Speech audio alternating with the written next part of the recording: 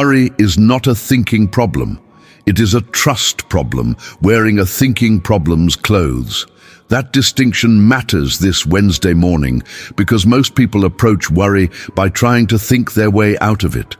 They apply more analysis to the thing they are worried about. They research more information. They run more scenarios.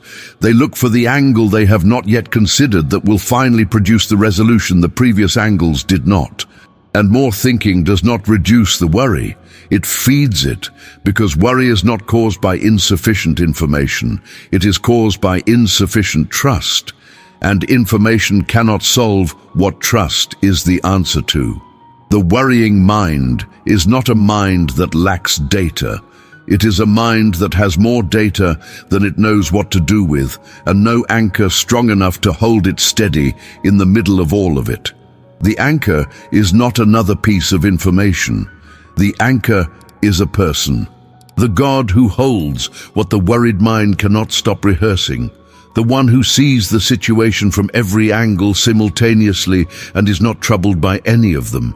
The one whose perspective on what the mind is spinning over is the perspective that actually matters and that the worried mind cannot access because it has been too busy generating its own. This is Wednesday, April 1st, the middle of the week. The day when the fresh intention of Monday has worn down to the honest reality of what the week actually contains. And somewhere in what the week contains, worry has found its address and set up residence. Maybe it arrived on Monday with the week.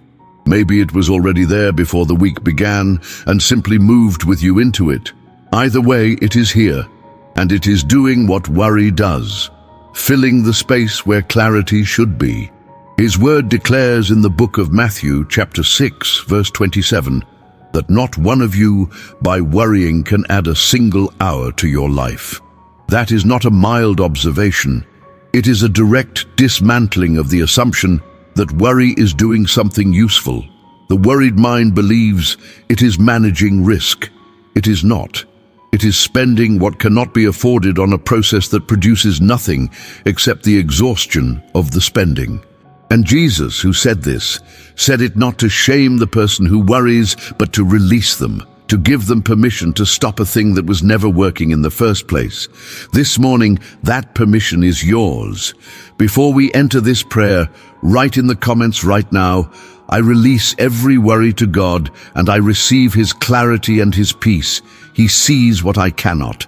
I trust His view over mine. Write it as the posture this Wednesday begins from, before the worry has had a chance to reassert what the prayer is about to displace. Like this video, as an act of choosing God's clarity over the fog that worry produces. Subscribe to this channel so we can begin every morning together, especially the Wednesdays, when the mind has been running longer than the soul can sustain. And share this prayer with someone whose mind you know has been too full for too long. Sometimes the most pastoral thing you can do is put the right words in someone's hands before they have found them on their own. Now let us bring every worry before the one who sees what we cannot. Lord, my God and my Father, I come before you on this Wednesday morning with a mind that has been busy with things it cannot resolve. The worries that arrived with the week and have not let up. The concerns that cycle through without producing anything except the next cycle. The fears that present themselves as reasonable concerns so convincingly that the mind accepts them without questioning whether they deserve the real estate they are occupying. I bring all of it before you, named and unnamed. The ones I can articulate clearly and the ones that are just a general low-level weight without a specific address. All of it before you right now. Your word declares in the book of 1 Peter chapter 5 verse 7 to cast all your anxiety on him because he cares for you all.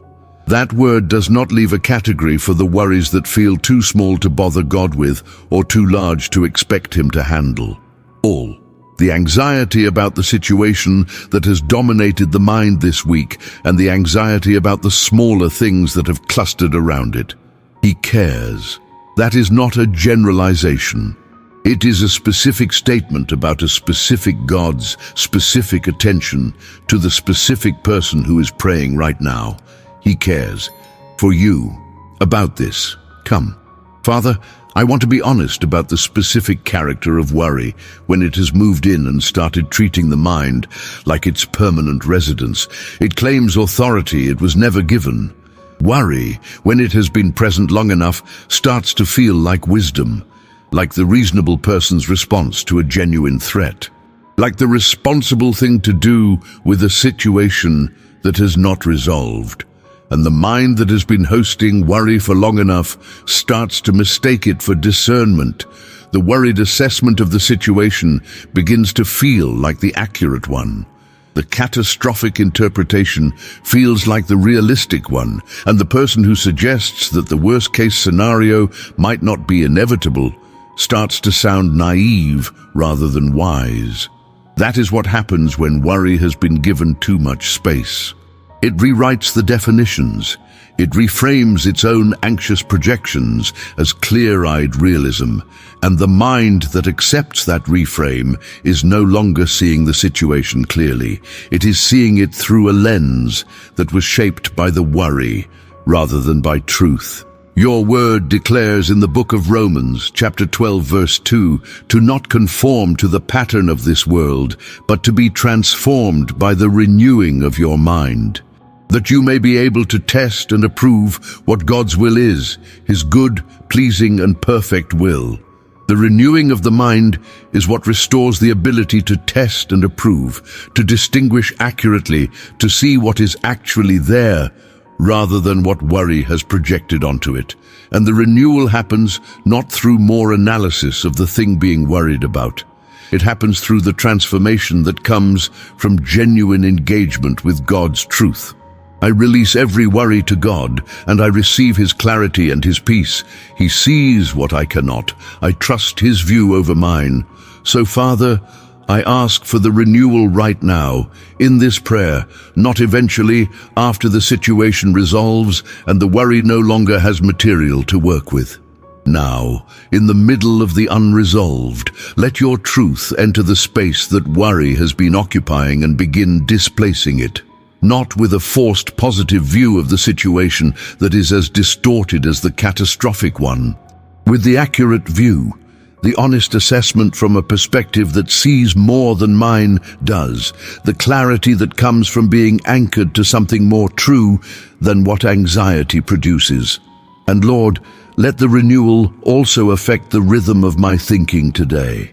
The frequency at which the worry returns, the speed at which the mind cycles back to the thing it cannot resolve. Let there be longer gaps between the cycles. Let the returns be less automatic. Let something interrupt the loop more often today than it has been interrupted this week. And Father, I want to name something that worry does to relationships that rarely gets addressed. The worried person is not fully present to the people around them.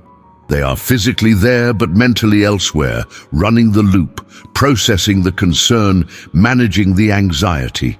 And the people who share their life with them receive a partial version, a distracted version. The version that is technically in the room, but whose real attention is on the thing it cannot stop thinking about.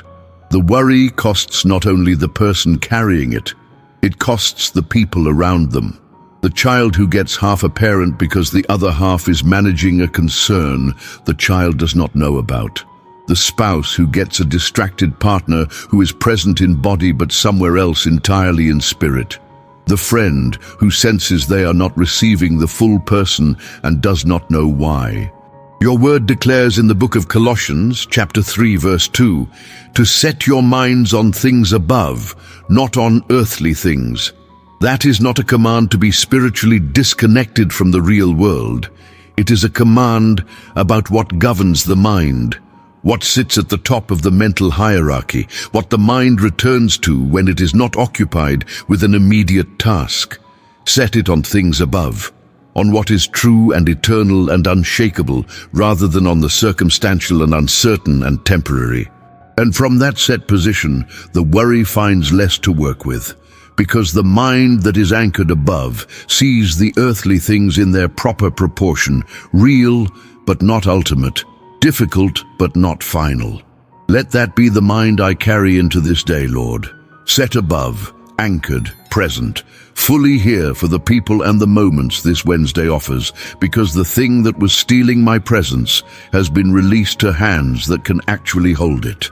Lord, I want to bring a moment into this prayer that speaks directly to what worry does and what God does in response to it.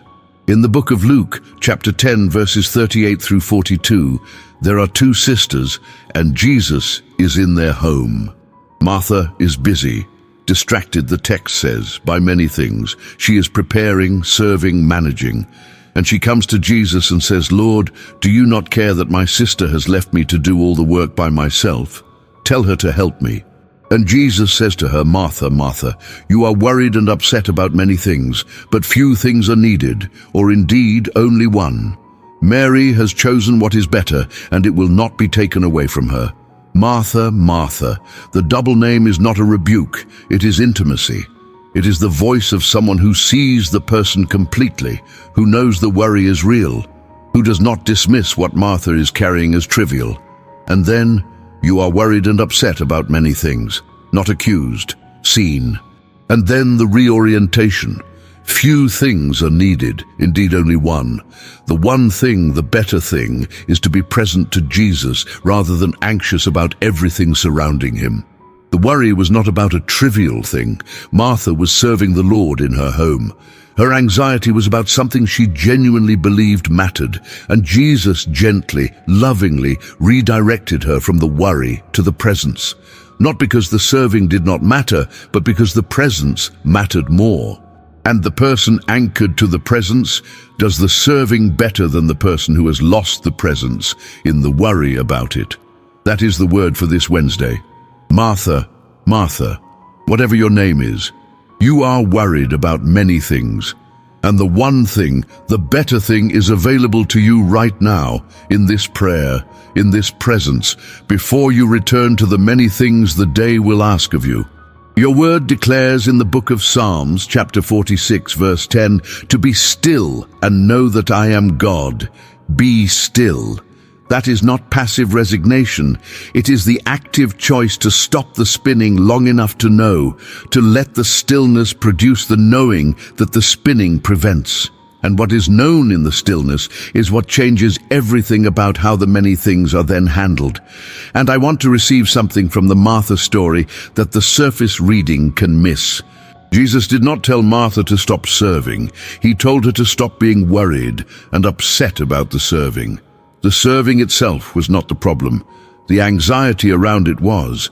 The distinction is significant because it means the answer to worry is not the elimination of responsibility. It is the elimination of the anxiety that has attached itself to the responsibility and is now distorting the experience of it. You are still going to have things to do today, Lord. The Wednesday has its demands, and most of them are legitimate, and many of them are things you have called me to. I'm not asking to be released from the responsibilities. I'm asking to be released from the worry that has wrapped itself around them. The anxiety that turns a manageable list of demands into a threatening weight. The fear that insists the outcome depends entirely on my capacity to manage everything perfectly. The performance pressure that turns ordinary service into an anxious scramble. Let me serve today the way Mary sat at your feet, fully present, unhurried, anchored, not because the schedule is clear or the demands have lightened, but because the one I am serving with is already in the room and already in control of what I am worried about not controlling. Your word declares in the book of Psalms, chapter 55, verse 22, to cast your cares on the Lord, and he will sustain you. He will never let the righteous be shaken. He will sustain, not just help you cope, sustain, undergird, provide what is needed to actually hold through the day's demands without being undone by the anxiety surrounding them. That is the sustaining I am asking for, enough to serve well, enough to be present, enough to be the Mary who chose the better thing and was not shaken by the Martha things that pressed in around her. I release every worry to God, and I receive His clarity and His peace. He sees what I cannot. I trust His view over mine. Father, I want to ask you now for the specific clarity that this Wednesday needs. Not clarity in the general sense. Clarity about the thing that has been most worrying. The specific situation that has been taking up the most mental real estate this week. I am not asking you to resolve it in this prayer, though you are welcome to do that too. I'm asking for the ability to see it more accurately than worry has been allowing me to see it. For the wider frame that the anxious view has been cropping out. For the perspective that considers what is true about you, alongside what is difficult about the situation. Because worry sees the situation without God in it. That is its fundamental distortion. It takes a real difficulty and removes the God who is present in it. The God who was there before the difficulty arrived, the God who is working in it in ways that are not yet visible, the God whose faithfulness has not been suspended by the complication of the circumstances. Worry edits all of that out and leaves only the difficulty. And a difficulty with God edited out looks significantly more threatening than the same difficulty with God accurately placed within it. So Lord, put yourself back into the picture this morning. The picture that worry has been showing me of the situation I am most concerned about. Let me see it again with you in it. At work, present, attentive, not standing at the edges of the difficulty watching from a distance, but inside it, already there. Already doing what only you can do in the part of the situation I cannot see or influence or control, before you engage with the thing that has been worrying you most today, before you open the update or take the call or walk into the room where the difficult thing lives. Stop. Say it quietly. He sees what I cannot. I trust His view over mine. And then enter the moment from that place, rather than from the worried one. Your word declares in the book of Isaiah, chapter 43, verse 2, that when you pass through the waters, I will be with you. And when you pass through the rivers, they will not sweep over you. When you walk through the fire, you will not be burned. When, not if. The difficulty is assumed. The question is not whether it will come.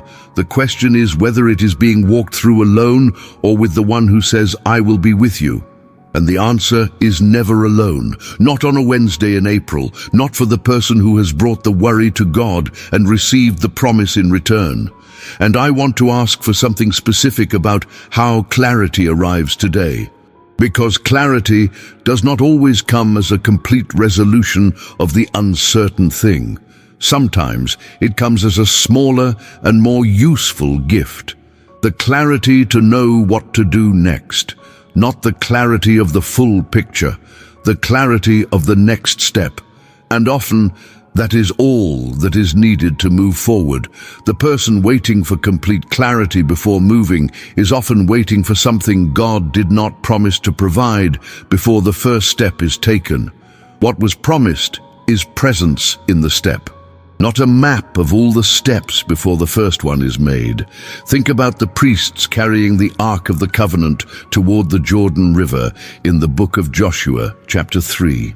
The text says, the Jordan was at flood stage, and God told Joshua that when the priests set foot in the Jordan, the water would stop flowing.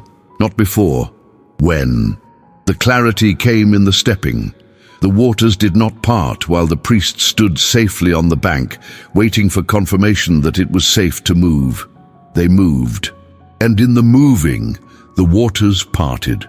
That is the kind of clarity I am asking for today, Lord. Not the kind that arrives before the step, the kind that is revealed in the taking of it. And the trust required to take a step toward an unparted water is exactly the kind of faith that worry cannot produce. Only surrender to you can. I release every worry to God, and I receive His clarity and His peace. He sees what I cannot. I trust His view over mine. Father, as this prayer moves toward its close, I want to receive something that worry cannot coexist with. Gratitude. Not performed gratitude. Not the forced counting of blessings as a technique to distract from the worries, The genuine gratitude that comes from actually seeing what is present alongside what is uncertain. Because worry focuses entirely on what is unknown and what might go wrong. Gratitude sees what is already here, and what has already been given, and what has already been protected, and what has already been held through previous difficult seasons. And it is genuinely hard for worry to maintain its authority in a mind that is actively receiving what gratitude reveals. Your word declares in the book of Philippians chapter 4 verses 6 and 7 to be anxious for nothing but in everything by prayer and petition with thanksgiving present your requests to God. With thanksgiving, that is the context in which the requests are made, not worry dressed as prayer, prayer that is surrounded by thanksgiving, and then the promise, the peace of God, which surpasses all understanding, will guard your heart and your mind in Christ Jesus. The thanksgiving is not incidental. It is the context that makes the peace possible, because a heart practicing gratitude is a heart that has already acknowledged the faithfulness of the one being petitioned. And acknowledging the faithfulness before the answer arrives is the deepest form of trust. So I practice gratitude now, Lord, before the situation resolves, before the worry has been completely quieted, before the clarity is complete. In the middle of all of it, I thank you for the things that did not break that could have, for the relationships that held through the seasons that tested them, for the provision that arrived when it was needed and not before, which felt like barely enough in the moment and in hindsight was exactly what was needed, for the prayers that were answered in ways I did not predict and the ones that are still in process, for the presence of God in the worried seasons that in retrospect reveals itself as having been there the whole time. For all of it, thanksgiving. I release every worry to God, and I receive His clarity and His peace. He sees what I cannot. I trust His view over mine. That is my declaration for this Wednesday. The worry has been named. The clarity has been asked for. The gratitude has been offered in advance of the resolution. And the God who receives all three of those things is the same God who will be present in every moment this day produces, in the difficult ones and the ordinary ones, in the ones where the worry returns and the ones where the clarity arrives, in all of it, present, working, faithful. To everyone who prayed with me this morning, go back to the comments and write it one final time. I release every worry to God, and I receive His clarity and His peace. He sees what I cannot. I trust His view over mine. Carry that with you through every hour of this Wednesday.